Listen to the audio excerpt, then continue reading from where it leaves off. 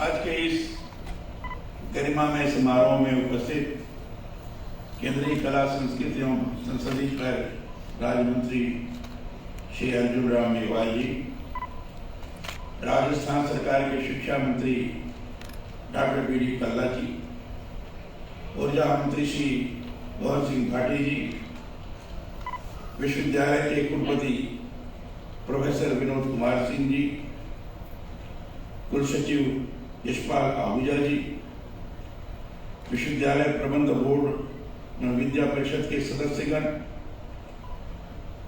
यहाँ आए हुए अन्य विश्वविद्यालयों के कुलपतिगण, बीकानेर की महापौर श्रीमती सुशीला जी, यहाँ प्रशासनिक अधिकारीगण, क्षेत्र के प्रबुद्ध शिक्षाविद, डीन, डायरेक्टर, आचार्यगण, गणमान्यजन, छात्र बंधुओं और पत्रकार एवं छायाकार मित्रों, महाराजा गंगा सिंह विश्वविद्यालय बीकानेर में नवनिर्मित संविधान पार्क के लोकार्पण, ग्रीन सोलर कॉरिडोर निर्माण के अंतर्गत सोलर प्लांट के शिलान्यास और ऑक्सीजन पार्क के लिए आप सभी को मैं बधाई और शुभकामनाएं प्रेषित करता हूं। मुझे इस बात की प्रसन्नता है कि महाराजा गंगा सिंह विश्वविद्यालय गुणवत्तापूर्ण शिक्षा के साथ साथ विद्यार्थियों में पर्यावरण संरक्षण की चेतना का भी प्रसार कर रहा है। बीकानेर शुष्क मरुस्थल का क्षेत्र है। यहाँ पर ऑक्सीजन पार्क की जो पहल की गई है वह इसलिए बहुत महत्वपूर्ण है कि इसके जरिए ऑक्सीजन की उपलब्धता को बनाए रखे जाने के साथ ही स्थानीय स्तर पर वातावरण भी सदा शुद्ध रहेगा और ऑक्सीजन पार्क इसी विश्वविद्यालय में सुनने को मिलेगा। मुझे नहीं लगता कि कहीं भी ऑक्सीजन पार्क बनाया गया। इन्होंने ऑक्सीजन पार्क बनाकर यह संदेश देने का प्रयास किया है कि ऑक्सीजन देने वाले जितने भी ऐसी वनस्पतियां हैं, वृक्ष हैं, उनको ढूंढ ढूंढ कर लाकर लगाया जाना चाहिए। और अगर इतने वृक्ष वनस्पतियां इस दृष्टि से सृजित की गई तो निश्चित रूप से पूरा क्षेत्र ऑक्सीजन से लाभान्वित होगा। प्रदूषण का दूर दूर तक भी नाम नहीं सामने आ जाएगा। इसके लिए मैं यहाँ के विश्वविद्यालय के कुलपति महोदय को, इनके सहयोगियों को, छात्र बंधुओं को, सभी को साधुवाद देता हूं और उनकी प्रशंसा करता हूं। मरुस्थलीय क्षेत्रों में यह सघन स्तर पर पौधारोपण होता है तो वहां ऑक्सीजन की मात्रा में ही वृद्धि नहीं होती, बल्कि वायुमंडल के तापक्रम में भी कमी होती है। मैंने भी पढ़ा है कि एक पेड़ इतनी ऑक्सीजन छोड़ता है कि उससे 7 लोगों को प्राणवायु मिलती है। अतः यह जरूरी है कि पौधे लगाने के साथ ही उनके संरक्षण के लिए भी निरंतर कार्य किए जाए। पेड़ मिट्टी के क्षरण को रोकते हैं, भूजल स्तर को बढ़ाते हैं, तापमान कम करते हैं और वातावरण को जीने योग्य बनाए रखते हैं। इसलिए मेरी यह अपेक्षा भी है कि हर व्यक्ति कम से कम एक पेड़ जरूर लगाए और उसका जीवन पर्यंत संरक्षण भी करे। मैंने प्रदेश के सभी विश्वविद्यालयों से अपील की है कि सर्वाधिक मात्रा में विश्वविद्यालय का हर व्यक्ति, हर शिक्षक, हर विद्यार्थी पेड़ लगाए और इस आधार पर लाखों वृक्ष लगाए जा सकते हैं। जो ऑक्सीजन युक्त वातावरण का निर्माण कर सकने में सक्षम हो सकेंगे। यह वर्षा का समय है, इस समय लगने वाले पेड़ बहुत जल्दी वृद्धि करते हैं। सावन का माह तो वैसे भी हरियाली का होता है। चारों ओर इस समय धरित्री हरियाली की चादर ओढ़ लेती है। ये संयोगी है। इस समय मैं बीकानेर में हूं। बीकानेर, सावन और बीकानेर का तो घनिष्ठ संबंध है। कहा भी गया है और अभी हमारे डॉक्टर कल्ला ने भी इस संबंध में उल्लेख किया था। सियालो खाटू भलो, उनालो अजमेर, नागवणो नित्रो भलो, सावण बीकानेर। बीकानेर में सावण का कैसा महत्व है, इसको दर्शाता है। मुझे बताया गया है कि विद्युत क्षेत्र में आत्मनिर्भरता की ओर अग्रसर होते हुए परिसर में 100 किलोवाट वाला क्षमता का ग्रीन सोलर कॉरिडोर स्थापित किया जा चुका है एवं 400 किलोवाट क्षमता का सोलर प्लांट विकसित किया जा रहा है। निश्चित ही यह अच्छे कदम है, मैं इनकी सराहना करता हूं।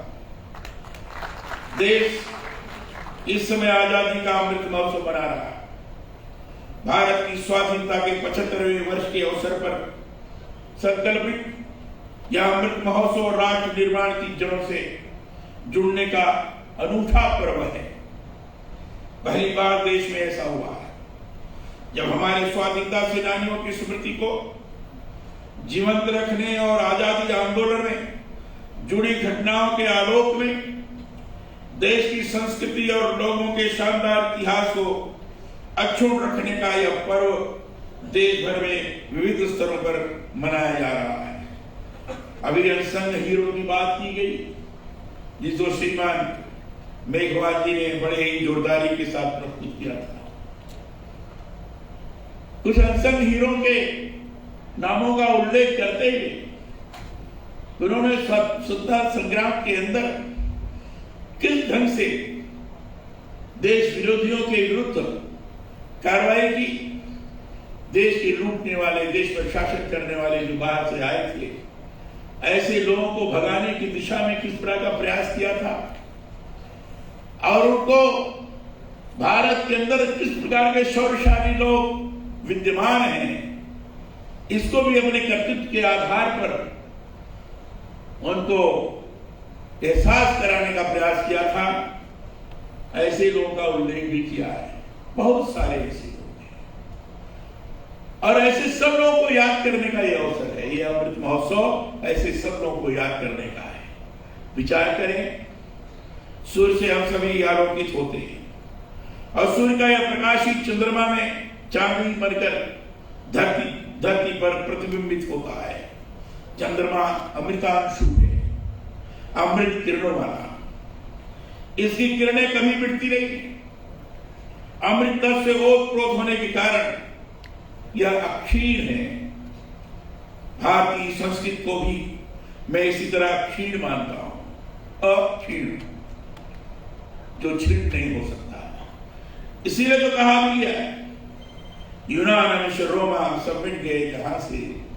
कुछ बात है कि हस्ती मिटती नहीं हमारी। आजादी का अमृत महोत्सव भारत की उस जनता को समर्पित है जिन्होंने देश को अपनी विकासवादी यात्रा तक लाने में महत्वपूर्ण भूमिका निभाई है। मैं यह मानता हूं कि अमृत महोत्सव नए दृष्टिकोणों, नए संकल्पों और आत्मनिर्भरता के भारत की प्रेरणा को प्रतिध्वनित करने वाला है। स्वतंत्रता आंदोलन की उपलब्धियों को जन जन तक पहुंचाने के साथ ही हर एक क्षेत्र में विशेष कार्य करने वाले लोगों के अवदान के प्रति कृतज्ञता ज्ञापन का भी यह अनूठा पर्व है। अमृत महोत्सव के अंतर्गत अपने सुनहरे भविष्य की बुनियाद के लिए हम आजादी के आंदोलन के अपने इतिहास से निकटता बढ़ाएं। स्थानीय और राष्ट्रीय स्तर पर आजादी की लड़ाई में योगदान देने वाले हमारे महापुरुषों को की जीवनियों को अभियान चलाकर जन जन तक पहुंचाएं। यह सुखद है कि महाराजा गंगा सिंह विश्वविद्यालय ने आजादी के अमृत महोत्सव पर विभिन्न आयोजनों की पहल की है। मुझे बताया गया है कि विश्वविद्यालय के चित्रकला विभाग द्वारा राष्ट्र प्रेम की भावना के अंतर्गत स्वतंत्रता संग्राम से जुड़ी कलाकृतियों को कैनवास में उकेरने का प्रयास किया है। इसी तरह इतिहास विभाग द्वारा संस्कृत भाषा के आलोक में भारतीय संस्कृति पर हुए प्रहारों को याद करते आजादी के संघर्ष की गाथा को संजोया गया है। यह सभी अच्छे कार्य हैं। मैं इनके लिए आप सभी की प्रशंसा करता हूं और बधाई भी देता हूं। यह बहुत ही महत्वपूर्ण है कि आजादी के अमृत महोत्सव की इस शुभ वेला में महाराजा गंगा सिंह विश्वविद्यालय बीकानेर में नवनिर्मित संविधान पार्क का लोकार्पण हुआ है। आप सभी को इसके लिए बधाई और शुभकामनाएं। संविधान पार्क यहाँ का भिन्न प्रकार से बनाया गया है। इसमें डायरेक्टिव प्रिंसिपल्स भी जुड़े हुए हैं। इसमें प्रियम्बल भी लिखा हुआ है। संविधान सभा में राजस्थान के या यहाँ के जो लोग थे उनका भी उल्लेख है। ये सारी चीजें वर्णित हैं। लेकिन हमने जो पूरे विश्वविद्यालयों में संविधान पार्क बनाने के लिए जो प्रारूप प्रस्तुत किया है एक स्तंभ के रूप में,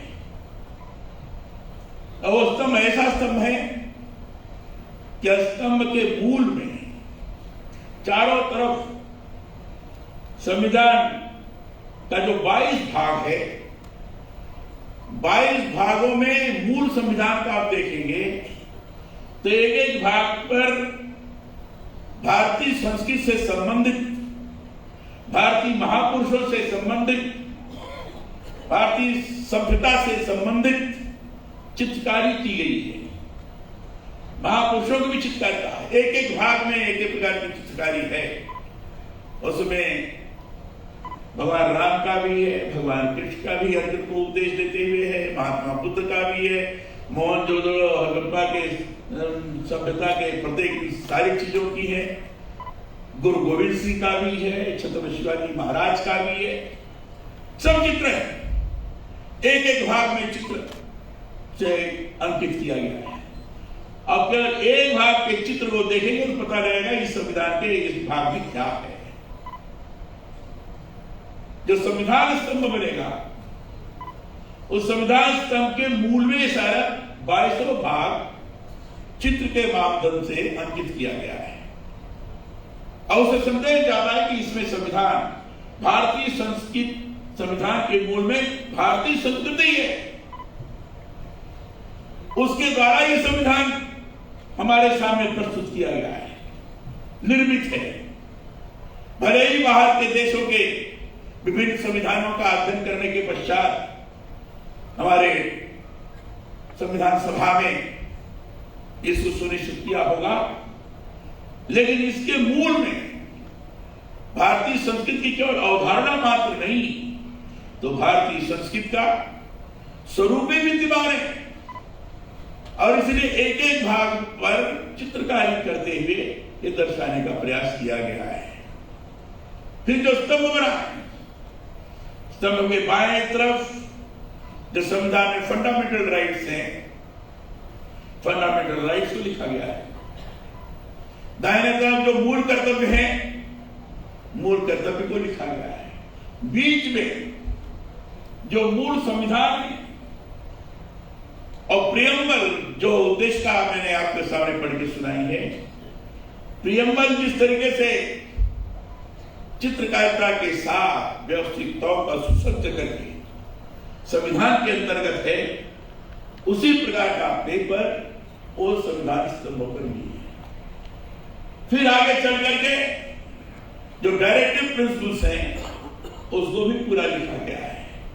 सब मिलाकर उसको अगर देखेंगे तो संविधान के बारे में 1 घंटे पूरा घूम करके केवल उस पार्क में उस स्तंभ को देखने का प्रयास करेंगे तो एक एक जो विद्यार्थी है, एक एक नौजवान है, एक एक व्यक्ति है, वो सोचेगा कि सही माने में हमारा संविधान क्या है।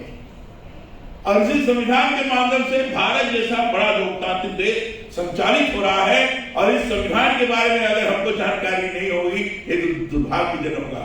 इसलिए संविधान स्तंभ के माध्यम से पूरी जानकारी करते हुए हमारा देश इसके द्वारा संचालित है, इस मनोभावना से प्रेरित होकर के युवक यहाँ चलें और मूल कर्तव्य को अपने जीवन में आचरित करते हुए इस ढंग से दर्शाने का प्रयास करें, ताकि उनको लगे कि हम संविधान के अनुरूप काम कर रहे हैं। हम कोई राष्ट्रीय क्षति नहीं कर सकते। अहिंसा को मानते हुए, राष्ट्रीय हित को ध्यान में रखते हुए, राष्ट्र के लिए सर्वस्व अर्पित करने की मनोभावना से प्रेरित होकर, देश के प्रति समर्पित होकर हम काम कर रहे हैं। ये स्वाभाविक रूप से उनके अंदर मनोवृत्ति का जागरण होगा। संविधान मानवीय अधिकारों और कर्तव्यों का आलोक ग्रंथ है। यह जो संविधान पार बना है उसका मूल निहितार्थ भी यही है कि हमारे संविधान से जुड़े उच्च आदर्शों से देश की नई पीढ़ी व्यवहार से जुड़े।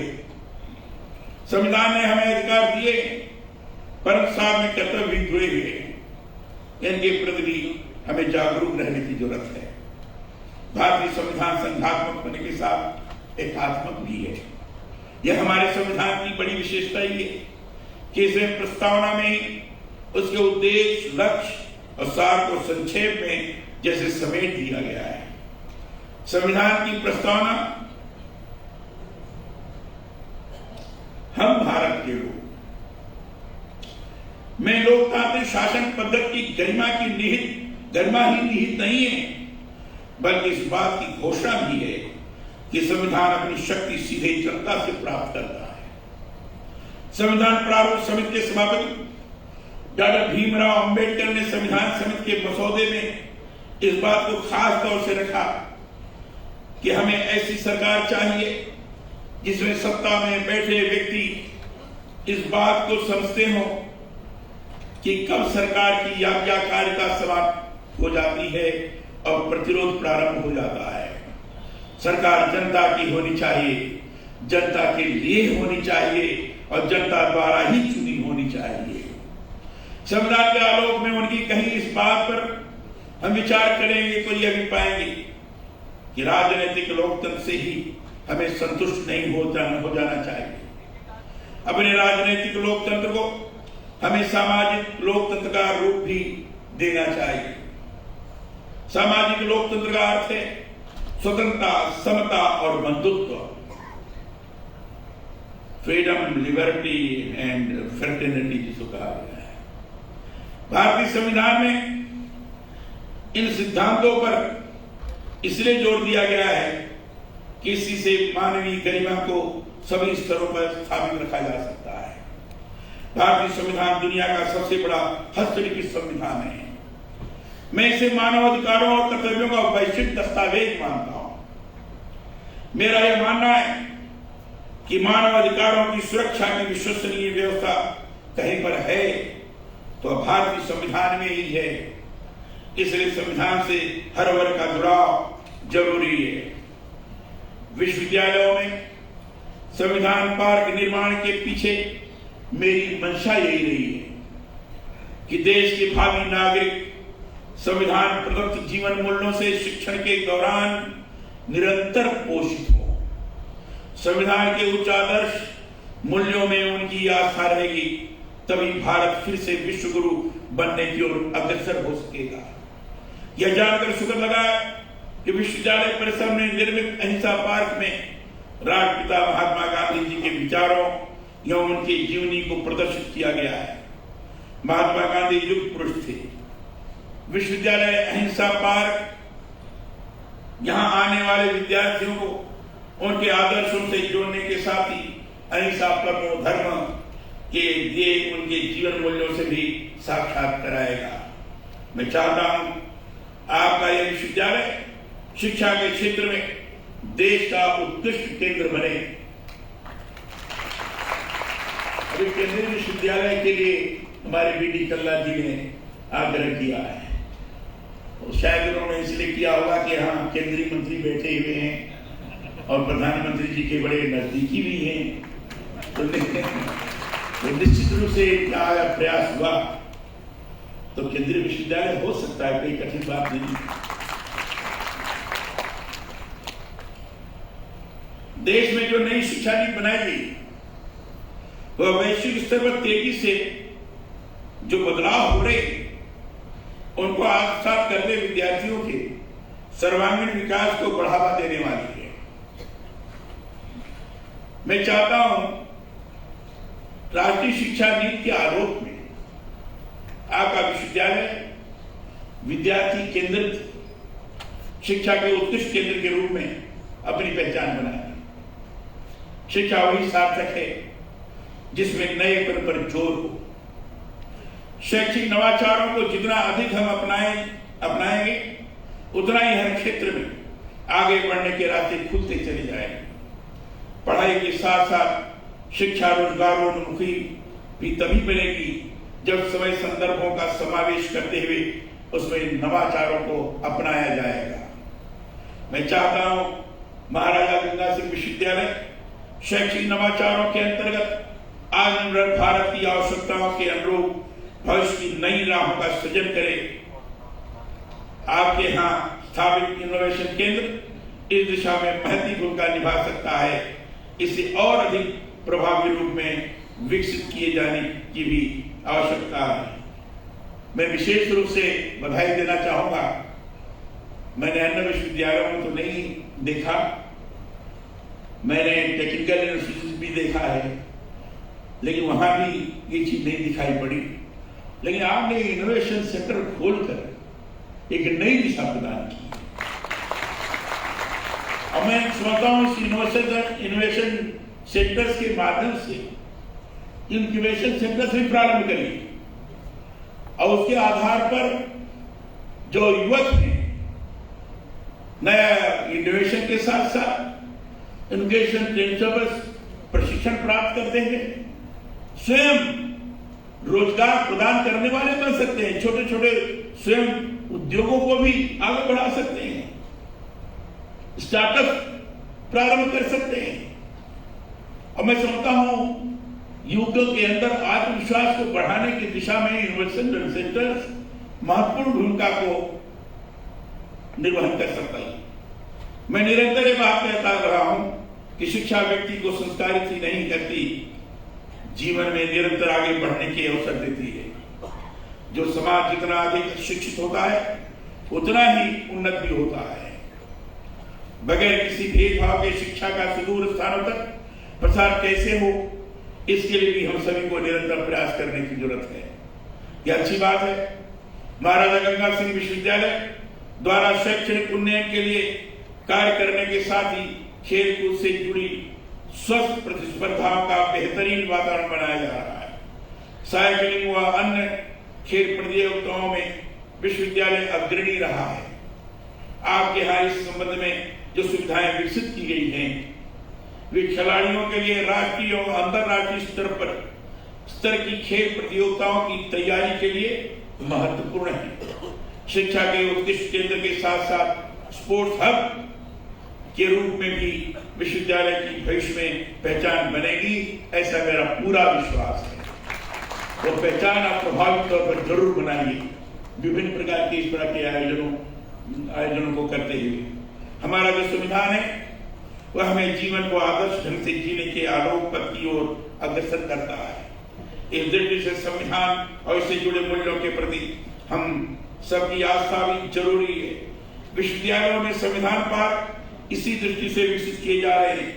मैं यह मानता हूं कि आपके विश्वविद्यालय में जो संविधान पार्क बना है उससे विद्यार्थी हमारी संवैधानिक सांस्कृतिक विरासत, लोकतंत्र के उदात्त जीवन मूल्यों, सर्वधर्म सद्भाव की भारतीय संस्कृति से और अधिक निकट से जुड़ सकेंगे। यही इसकी सार्थकता भी होगी। मैं संविधान पार्क के लोकार्पण और विश्वविद्यालय के विस्तार और विकास से जुड़ी गतिविधियों के लिए पुनः आप सभी को बधाई और शुभकामनाएं देता हूं। बीकानेर भाईचारा और अपनापे के भावों से जुड़ा शहर है। बीकानेर में कहते हैं कि बहुत अपनापन है और जो बाहर से आता है वो सोचते हैं कि इसको अपनापन के परिधि में ऐसा बांध दो कि जल्दी दूसरी दिशा में सोच भी न सके। यही आज के विश्वविद्यालय के कार्यक्रम के अंतर्गत किया गया है।